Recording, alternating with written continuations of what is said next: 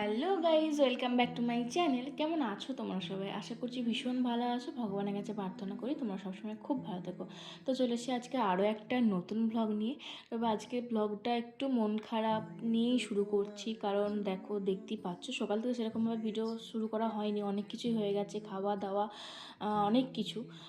তো বড়দি আর সানা চলে যাচ্ছে আজকে। তোমাদেরকে তো বললামই, জাস্ট একটা রাতের জন্য ওরা এসেছিলো, একটু কাজও ছিল আমাদের আর কি, সেই উদ্দেশ্যে আরও এসেছিলো। তারপর মেলাটা দেখতে গেলাম, তো দিনটাই শেষ হয়ে গেল ঠিক মতন করে, আর মানে নিজেদের মতন করে কাটানো গেল না।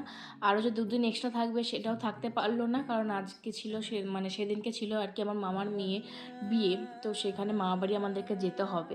তো সেই কারণে ওরা চলে যাচ্ছে। আর দেখো টোটোতে উঠে এখন সবাইকে হামি টামি দিচ্ছে, ফ্লাই কিস করছে, অনেক কিছু করছে।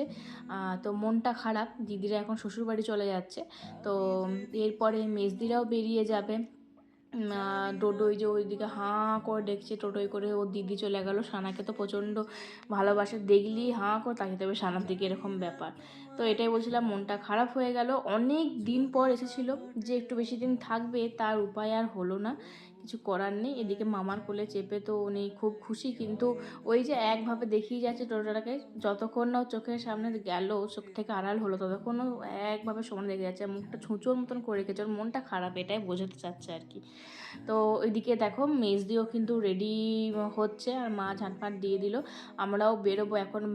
11:30 পৌনে 12টার মতন বেজে গেছে। দিদিরা বলছে এখনও কেন অটো এলো না, জানি না কখনই যাব আর কখনই কি করব। ওদেরও মনে হয় একটা বিয়ে বাড়ি ছিল, সেজন্য একদম আমার শাড়ি পরে ও বাড়ি চলে যাচ্ছে, শ্বশুর বাড়ি আর কি।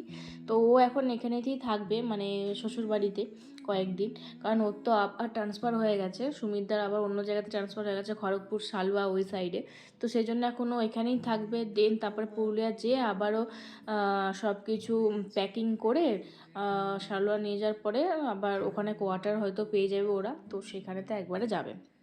তো যাই হোক, তো আমি এইদিকে রেডি হয়ে গেছি, ওরাও চলে গেছে। মেজদি আর ওটা দেখানো হয়নি, আর আমরাও সুন্দরভাবে রেডি মোটামুটি হয়ে গেছি। এই দুপুরবেলা যাওয়া মানে বুঝতেই পারছো, কারণ দিদিরা গেল ওই করতে করতেই মানে সব হয়ে গেছে। আর মা সকাল থেকে রান্না বান্না করেছিল, দিদিরা যেহেতু এসেছে, সেজন্য মা বলছে যে না, খালি মুখে তো মানে শুধু মুখে যেতে দেবো না, মুড়ি খেয়েও যেতে হবে না, তোরা তো ভাত খেতে ভালোবাসিস, ভাতই খা।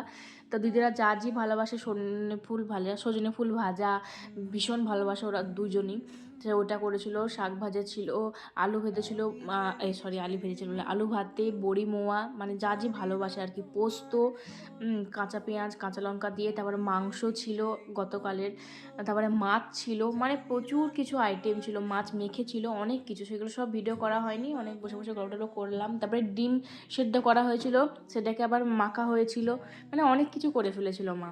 শুধুমাত্র দিদিরা অনেকদিন পরে এসেছে, ওরা চলে যাবে সেই কারণে সকালবেলা উঠে। তো আমরাও বিয়ে ঘর যাবো, সেজন্য তাড়াতাড়ি করে মা বললো যে যাবো যখন হোক, তোরা খা না, তোরা যখন যাবি তারপরেই আমরা যাবো, যে খাওয়ার ব্যাপার তো সে যখন হোক গেলেই হচ্ছে।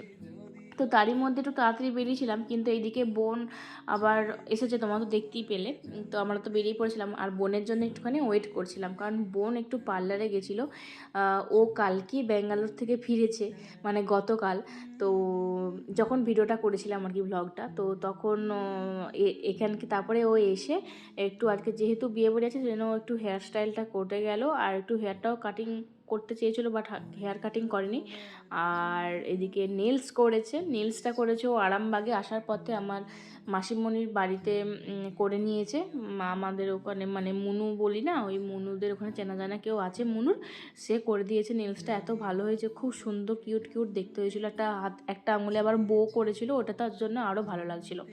তো তারপরে ওই যে ও হেয়ার স্টাইল এখানে করে নিয়েছিল, Piu ladies parlour, beauty parlour আছে না, সেইখানে করেছিল। তারপরে আমার দণ্ডেশ্বরীতে একটা গিফট র্যাপ করা ছিল, সেটা আমি দিয়েছিলাম আর কি, তার আগে বড়দির হাতে দিয়ে দিয়েছিলাম যে তুই গিফটটা ওখানে র্যাপ করে দিতে বলবি, তো সেই জন্য ওটা করে রেখেছিলো, আমি জাস্ট নিয়ে নিলাম। তো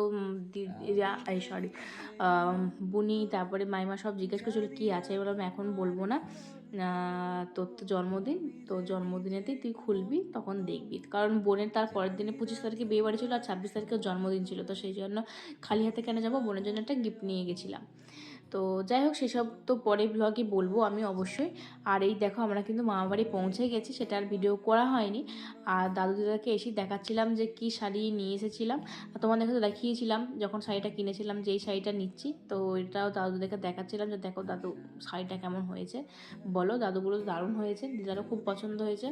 নতুন বউয়ের জন্য একদম পারফেক্ট শাড়ি। তারপরে মিষ্টি আরে সব কিছু নিয়ে নেওয়া হলো। মেজো মাইমাও কিন্তু কাপড় শাড়ি মানে ওই মিষ্টি আরে সব কিছু নিয়ে নিয়েছি। এরপর আমরা যাব।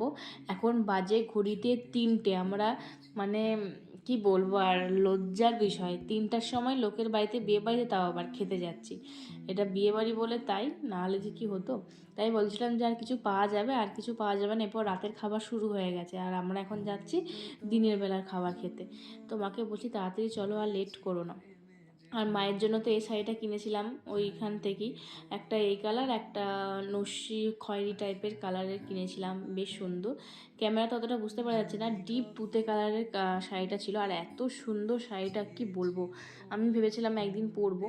তো দেখি যখনও যদি সময় পাই, কখনো কোনো অনুষ্ঠানে কিছু একটা পরে নেব তখন।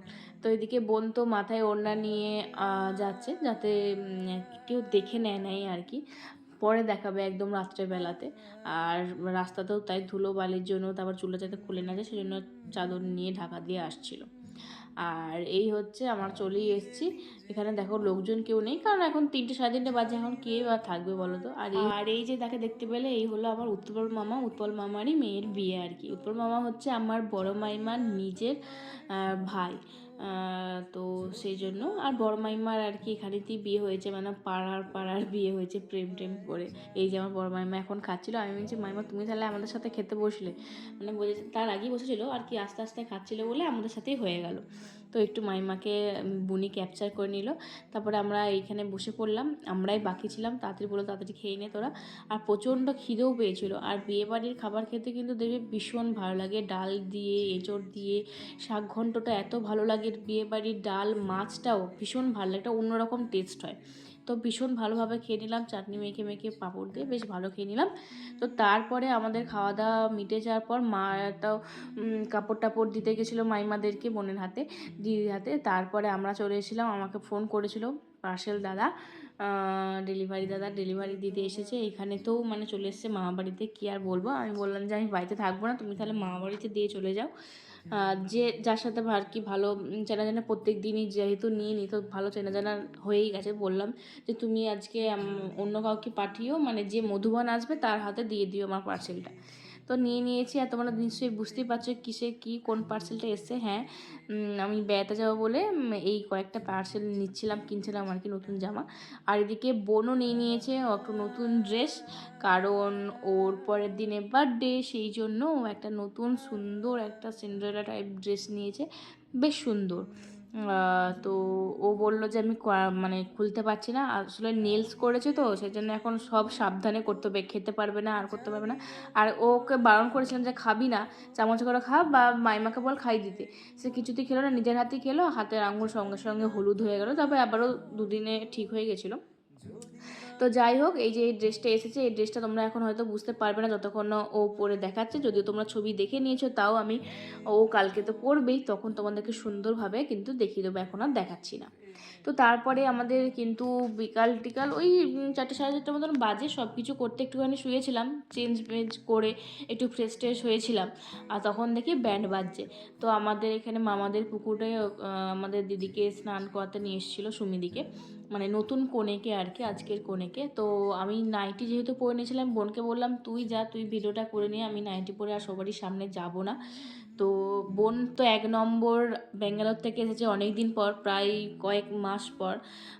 আমার বাবা যত বছর মাস হয়েছে আর কি, মানে 7-8 মাস পর বোন এসেছে। তো বোনকে 1 নম্বর দেখছে, তারপরে বোন চুল বেঁধেছে সেটার 1 নম্বর দেখছে, তারপরে আবার আমি ভিডিও করি সেটা সবাই জানে মামাবাড়ি, সেজন্য সবাই কৌতূহলভাবে দেখছে যে মমিস ব্লগ অনেক করছিল। আর এই হচ্ছে আমার খুদে একটা ফ্যান, ও ভীষণভাবে আমাকে দেখছিল, আর আমার ভিডিও রাখি ভীষণ দেখে, ভালো লাগে। তো এই আর কি, তো ভীষণ লজ্জা পাচ্ছিলো, তাও ওকে বুনি একটুখানি ক্যাপচার করে নিয়েছে। তো যাই হোক সেই স্নান টান মোটামুটি কিন্তু এবার কমপ্লিট হয়ে গেছে। এবার বাড়িতে স্নান করবে, তারপর তো আবার সাজতে বসতে হবে। সাজতে তো প্রায় 2-3 ঘন্টা টাইম লাগবে। তা করতে করতে হয়ে যাবে সন্ধে। তারপরে তো আছেই, আজকে সারা দিনটা এভাবেই কাটবে। তো হয়ে গেল মোটামুটি। এরপর আমরাও একটুখানি শুয়ে পড়বো, ঘুমিয়ে পড়বো, কারণ সন্ধ্যের জন্য আবার রেডি হতে হবে, একটুখানি হলেও চোখগুলো ফোলাতে হবে তো নাকি। আর এই যে এটা শিলু মাইমার মানে শ্বশুর বাড়ি, 2 নম্বর বাড়ি। না, এটা প্রথম বাড়ি, আর কতুলপুরেটা 2য় নাম্বার বাড়ি, মানে আমার সেজ দাদুর বাড়ি আর কি, গ্রামের বাড়ি। তো চলো আজকের মতো ভিডিওটা এই পর্যন্ত। ভালো লাগলে লাইক কমেন্ট শেয়ার করে দিও। বাই।